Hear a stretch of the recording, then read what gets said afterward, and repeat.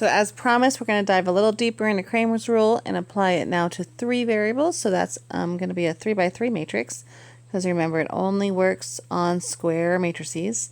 So same number of equations and variables. So that's 3 by 3 matrices only. Remember, if it's equal to 0, then the system has no unique solution. So it could be no solution, could be infinite solutions, but it's not unique, and we can't use Cramer's rule. All right, so Cramer's rule applies to 3 equations, very similar to 2 equations, except now our coefficient matrix D is going to be, I guess it's right here, 3 by 3 instead of a 2 by 2. And we have 3 variables, x, y, and z, so we'll also need to find that third, that dz, which we didn't find before. So, but the same idea where we take our d, start with d, and then to find dx, we replace the x column with these constants, and then for dy, we copy d again, but we replace the y column with these constants. And for dz, we copy d again, only this time we replace the z column with those constants. And then finding those determinants and applying the formulas right here. So remember, if it equals 0, then you can stop. D equals 0, then that means you can stop because there's no unique solution. It's either inconsistent or dependent. All right, actually before we go on to our examples, I'd like you to watch another example.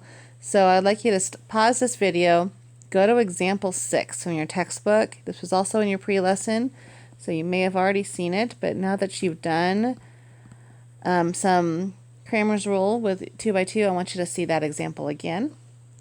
So go to your textbook, example 6, and if you scroll down, you get the lecture video. For example, it says example 2, another typo. They switched the 2 and the 6 in this lesson. So, but that link does work to take you to the example 6. So go ahead and pause this, go watch the video for example number 6, and then come on back.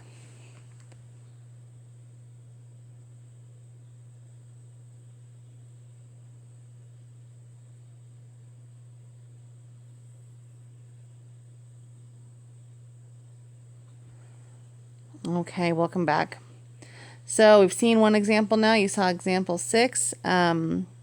Let's try this one. So now that you've seen an example, go ahead and try number 48. Pause this video again. Try number 48. See how far you can get. And then you can come back here and check your work. Or if you got stuck, then I'll walk you through it. So try 48.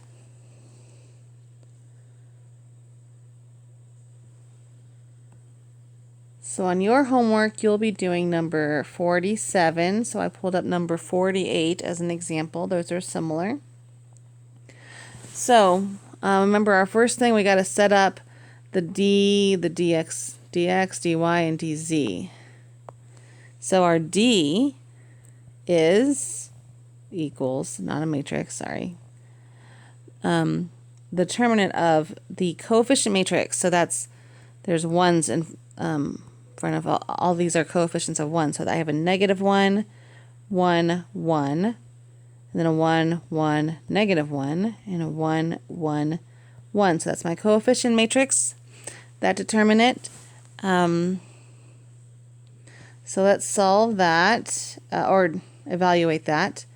So remember, with a 3 by 3, we can use any row or column. I'm gonna use this first row. So I start with a positive and then a -1 for my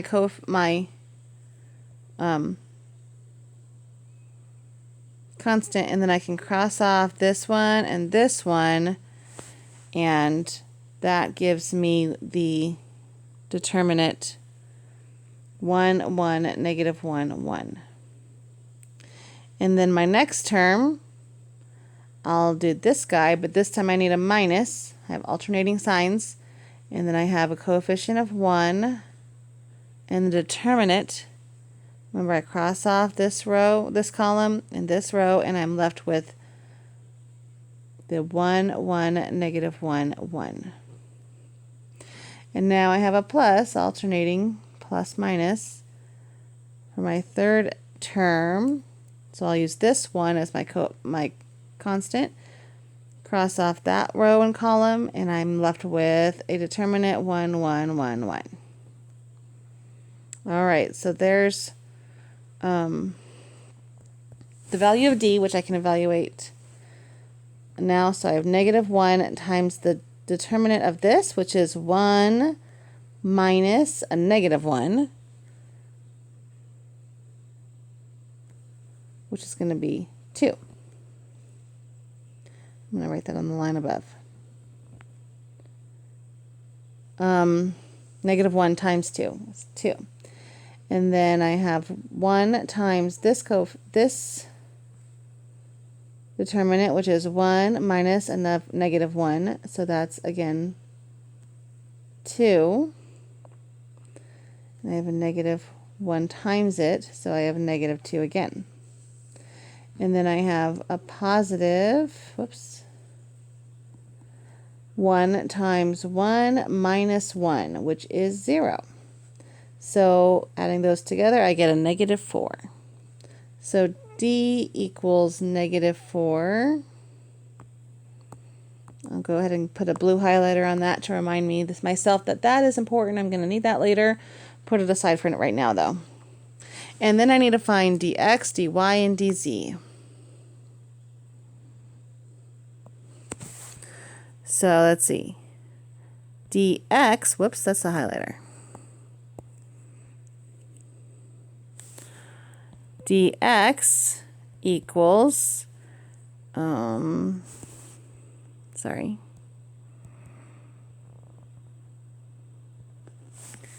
I start with that D, the same D, except I'm going to replace the first column with the constants. So the second column and the third column don't change, and I replace that first column with my constants, negative 4, 0, and 2. And I can evaluate that. I think I'll come back to that. I'm going to set up all determinants first, and then I'll evaluate them. Let's do dy in green. So I copy D, except I'm going to replace that second column. So I'll copy the first column and the third column. Those don't change. And I'll replace that Y column with my constants. And I also have D, oh, let's do that one in, I don't know, light blue, DZ. So this time I'm not going to change the first or second column, but I'll replace the third column with my constants. All right, now to evaluate those determinants. Let's see, for dx,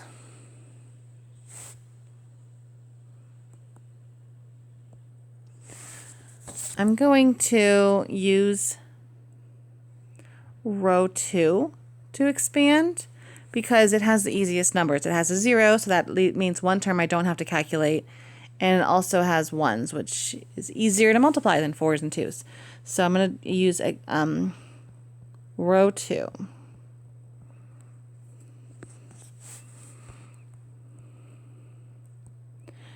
Now when I do that, I need to be careful of my signs. I have to use these signs. So my first term, I'm going to write a little note there. Watch those signs. A little warning. Maybe a little flag. Little red flag. Warning, warning. Okay. So my first term is going to be a negative. And that's a 0. Oh, I don't even have to write that because it's a 0. So 0 times some determinant, I don't even care what it is because it's going to get multiplied by 0. So I'll move on to the next one. The next one is a positive, and that's a 1.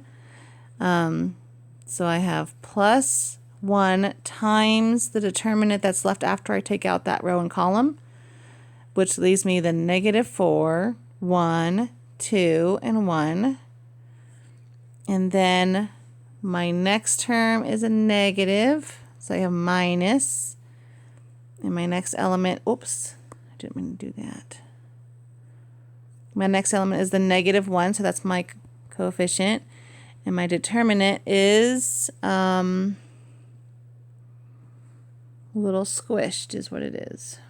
Okay, there we go. Little space now. The negative 1 times the determinant after I cross off that row and column is the negative 4, 1, 2, and 1. And now my 0 doesn't matter. And then I add 1 times this determinant, which is negative 4 minus 2, which is negative 6. And then I subtract my negative 1 times this determinant, which is negative 4 minus 2. That's the same determinant, isn't it? Which is a negative 6. And that gives me, simplifying, I get negative 6 minus a negative 1 is a positive times a negative 6, so it's minus 6, which gives me a negative 12. So I'm going to make note of dx equals negative 12. I'm going to highlight that one because I know I need that one a little later. All right, now let's find the determinant dy. Whoops, that's the wrong, sorry. Green, give me green. Okay, there we go. So dy, this time I'm going to expand with row 2 again because I've got that 0 and the 1s there that I like. So I'm going to expand by row, row 2, that's right. Okay. So then dy equals, the first term is going to be the 1 with, remember my sign's going to be a negative. And I get, so that's negative 1. And the determinant after I cross that one off, that row and column off, is negative 4, 1, 2, 1. And then I have a 0 in the middle, so I'm going to skip that term. So I'll skip that positive, and then I have a negative for the third term. So I have minus 1, and then when I cross off that row and column,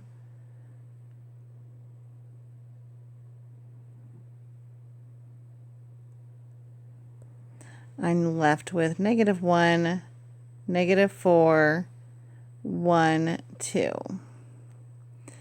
And that gives me negative 1 times that mini determinant is negative 4 minus 2, which is negative 6.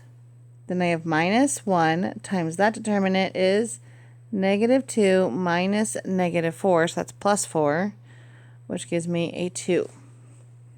And simplifying that, I get 6 minus 2, or 4. I'm sorry. Negative 2. I think I messed up here.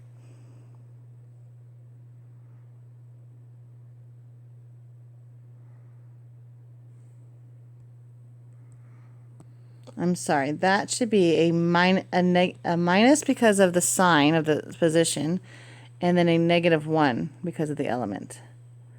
So that's a minus a negative 1, which is actually a plus 1, which gives me a plus 2, which gives me an 8. So dy equals 8, and I'm going to highlight that. I need to come back to that one, so store that away. And then dz, which we did in the light blue, is Again, I'm going to use row 2 because it's got that 0 in it. And I get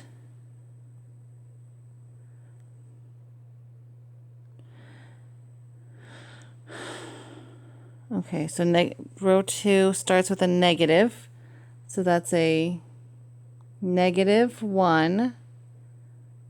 And then the determinant is using this guy. So I'm left with a 1, -4, 1, 2. And then adding the next term, which is a coefficient of 1. And the determinant is -1, -4, 1, 2. And the third term is multiplied by 0. So I can just leave it off. I don't need it. I can just skip it. All right, and then these are -1 times the evaluate the determinant at 2 minus a -4.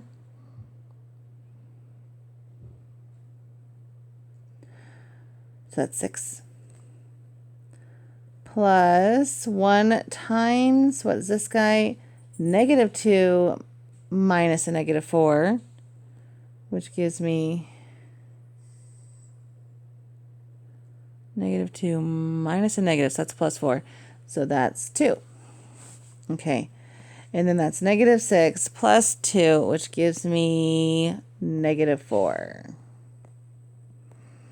And I will highlight that one. All right, finally time to solve for x, y, and z. Oof, okay, let's just go with blue.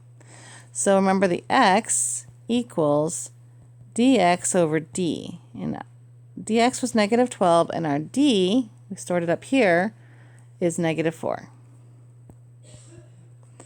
So that comes out to 3. And y equals dy over d, which is 8 over -4, or -2. And z equals dz over d, which is -4 over -4, which is 1. So my final solution is 3, -2, 1. X equals 3, y equals -2, and z equals 1.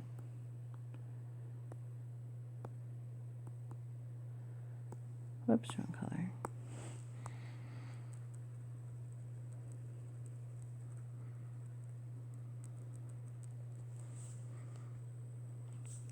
And that wraps up 7.4.4.